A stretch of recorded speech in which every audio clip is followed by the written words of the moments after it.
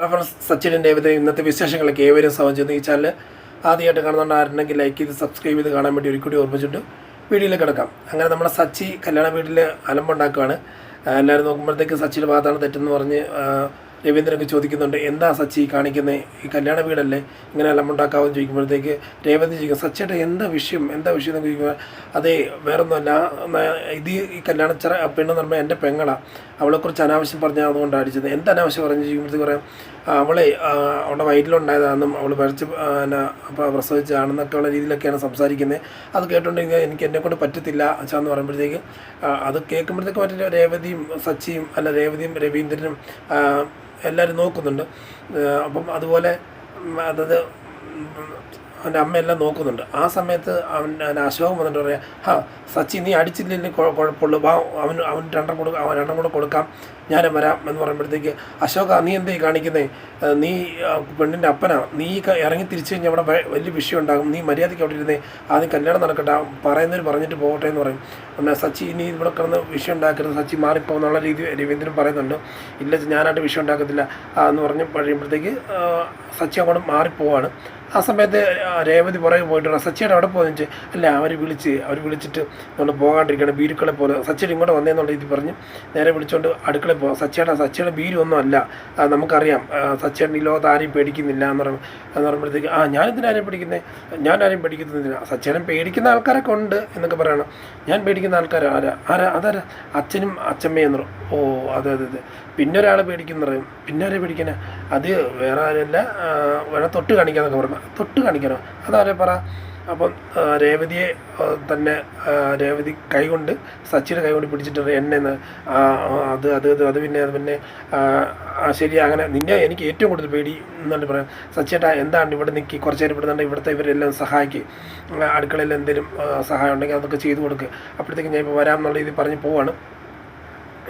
അതിനു മുമ്പ് തൊട്ട് മുമ്പ് ഒരു സീൻ കൂടെ കാണിക്കുന്നുണ്ട്. നമ്മുടെ ബീരാൻ അവിടെ അടുക്കളയിൽ ഇങ്ങനെ മറ്റേ അണ്ടാവിൻ്റെ അകത്ത് ഒളിച്ചിരിക്കുമ്പോഴത്തേക്ക് ആൾക്കാർ ഒരാൾ അതിൻ്റെ മേലെ കയറിയിരിക്കുക. ബീരാൻ ചോദിക്കുന്നുണ്ട്, ഇതാരാ ബീരാൻ ചോദിക്കുന്നുണ്ട്, ഇതാരാ ഇരിക്കുന്നത്, അവിടെ ഇറങ്ങണ്ട, എഴുന്നേറ്റ് മാറാൻ പറഞ്ഞു. പിന്നെ തട്ടുന്നുണ്ട്, തട്ടി കഴിയുമ്പോഴത്തേക്കാണ് ഇതാരാ ഇതിൻ്റെ അകത്ത് ഇരിക്കുന്നുള്ള ഇതിൽ എല്ലാവരും ഒന്ന് നോക്കുമ്പോൾ ബീരാ നീ എന്തിനാ ഇതിനകത്ത് ഇരിക്കുന്നത്? അതെ, അത് വേറൊന്നല്ല, ഈ ഒരു എനിക്ക് 90 കിലോ ഉണ്ട്, ഈ 90 കിലോ ഉള്ള ഒരു ചിക്കനിൻ്റെ മട്ടൻ ഇതിനകത്ത് വെക്കുവാണെന്നുണ്ടെങ്കിൽ എത്ര പേർക്ക് ഇതിനകത്ത് ഉൾക്കൊള്ളും എന്നുള്ളതൊന്ന് അറിയാൻ വേണ്ടി കയറിയിരിക്കുന്നത്. ഉടനെ കലവർക്കാരൻ പറയുന്നുണ്ട്, ബീരാന് അങ്ങനെ നീ കള്ളം പറയണ്ട, ബീരാന് അങ്ങനെ അളക്കാനുള്ള ബുദ്ധിയൊക്കെ ഉണ്ട് എന്നൊക്കെ എനിക്കറിയാം, വേറെ എന്തെങ്കിലും കാരണമാണെന്ന് പറയുമ്പോഴത്തേക്ക് അത് നിങ്ങൾ പണി നോക്ക്, ഞാനത് ചെയ്തോളാം, ഞാനത് എൻ്റെതായിട്ടുള്ള കാര്യത്തിന് നോക്കിക്കോളാം എന്നുള്ള ഇത് പറഞ്ഞ് ഒഴിവാക്കുന്നു. ഇത് കഴിഞ്ഞിട്ടാണ് ഈ സീൻ കാണിക്കുന്നത്. അപ്പോൾ അടുത്ത സീൻ കാണിക്കുമ്പോഴത്തേക്ക് രേവതി അങ്ങോട്ട് പോകും, മണ്ഡപത്തിലേക്ക് പോകും. സച്ചിയാണെന്നുണ്ടെങ്കിൽ വന്നിട്ട് നേരെ നോക്കുന്നത് ഈ ഒരു സീനാണ്. അതായത് നമ്മുടെ അടുക്കളയിലെല്ലാം ഒരു നേരെ വന്നിട്ട് പഴം നോക്കും, പഴം പറിച്ചു കഴിയുമ്പോഴത്തേക്ക് അവിടെ കലവറ ഇരിക്കുന്നിടത്തും പറയും, ആ പഴം കഴിക്കാതെ ഇതൊക്കെ പണി ചെയ്യുമെന്ന് പറയുമ്പോൾ ആ ഇലയെടുത്ത് തൂക്കാൻ പറയും. അപ്പോൾ ഇലയെടുത്ത് തൂത്തുകൊണ്ടിരിക്കുക. അത് കഴിഞ്ഞാൽ ഓരോ പണി പറഞ്ഞുകൊണ്ടിരിക്കുക. സച്ചിടുത്ത് ഓരോ പണി, അത് ചെയ്യുന്നൊക്കെ പറഞ്ഞുകൊണ്ടിരിക്കുകയാണ്.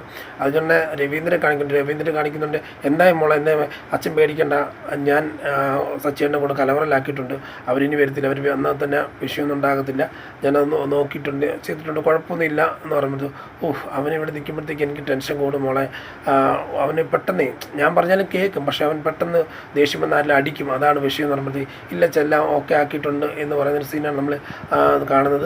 അപ്പം തന്നെ അങ്ങോട്ട് നമ്മുടെ വില്ലന്മാർ എത്തുവാണ്. അമ്മമാർ വന്നിട്ട് നോക്കുന്നുണ്ട്.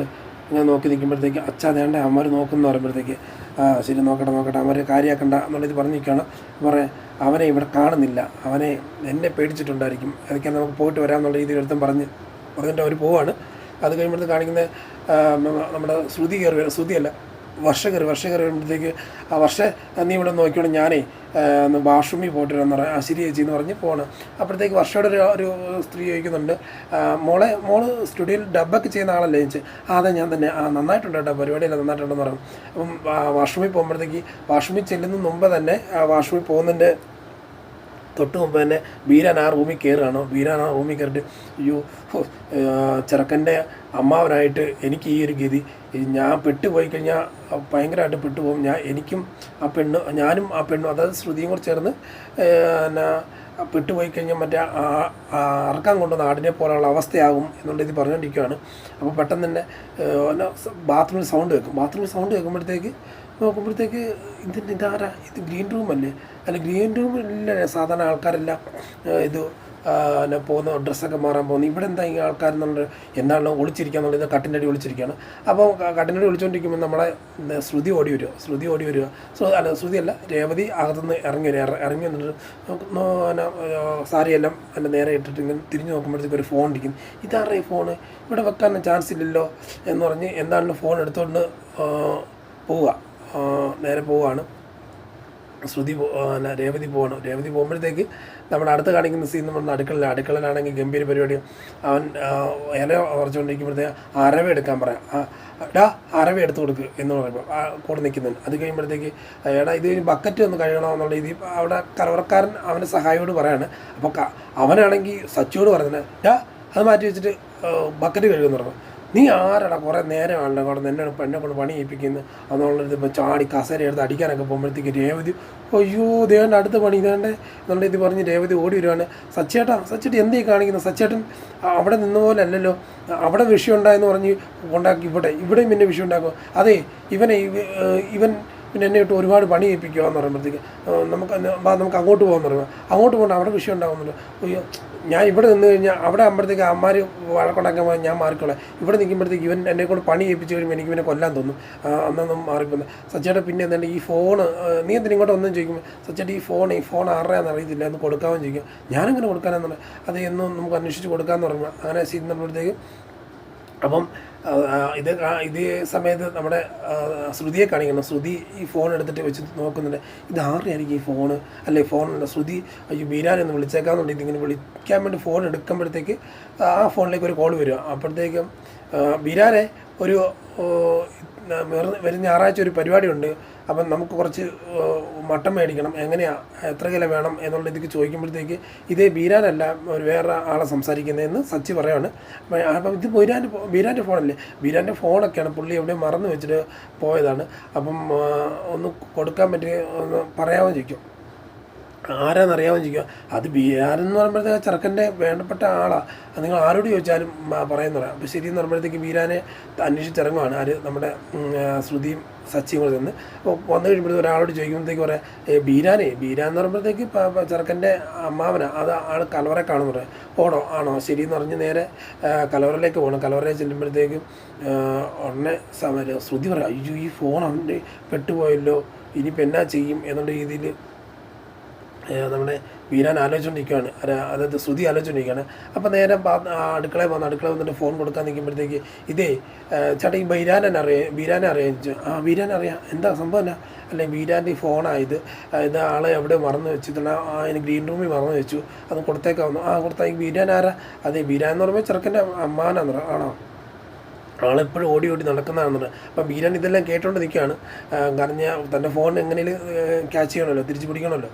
അപ്പോൾ അങ്ങനെ പറഞ്ഞുകൊണ്ടിരിക്കുമ്പോഴത്തേക്ക് ബീരാൻ പറയും, എങ്ങനെയും ഇതൊന്ന് ശരിയാക്കി താ എന്നുള്ളൊരു, അല്ല ഇത് ഒന്ന് കൊടുക്കുന്നുള്ള രീതി സച്ചി പറയും. ഞങ്ങൾ കൊടുത്തേക്കാം എന്നുള്ള രീതി പറയാണ്. അപ്പോൾ സച്ചി എന്നിട്ട് പോകും. സച്ചിൻ്റെ ഏവതി പോകുമ്പോഴത്തേക്ക് ബീരാൻ ഓടി വന്നിട്ട് ആ ഫോൺ തന്നേന്ന് ചോദിക്കും. അതെ, നിൻ്റെ ഫോൺ തരാൻ വേണ്ടി ഒരാളിവിടെ എന്ന് പറയുമ്പോഴത്തേക്ക്, അല്ല ഈ ഫോൺ തന്നെ തരാമെന്ന് നിനക്ക് തന്നെ ഇത്ര ഉറപ്പെന്ന് പറയാം. അതൊക്കെ ഞാൻ നോക്കിക്കോളാം, നിങ്ങൾ പണി നോക്കുക എന്നുള്ള രീതി ബീരാൻ പറഞ്ഞു നിർത്തുകയാണ്. ഇതാണ് നമ്മൾ ലാസ്റ്റ് കാണുന്ന സീന്. കാത്തിരുന്ന് തന്നെ കാണാൻ വരുന്ന ദിവസങ്ങളിലെ വിശേഷങ്ങളെല്ലാം. ഈ ചാനൽ ആദ്യമായിട്ട് കാണുന്ന ആരുണ്ടെങ്കിൽ ലൈക്ക് ചെയ്ത് സബ്സ്ക്രൈബ് ചെയ്ത് കാണാൻ വേണ്ടി ഓർമ്മിപ്പിച്ചുകൊണ്ട് ഇന്നത്തെ വീഡിയോ പറയുന്നത് സൈനിങ് ഓഫ്. Thank you.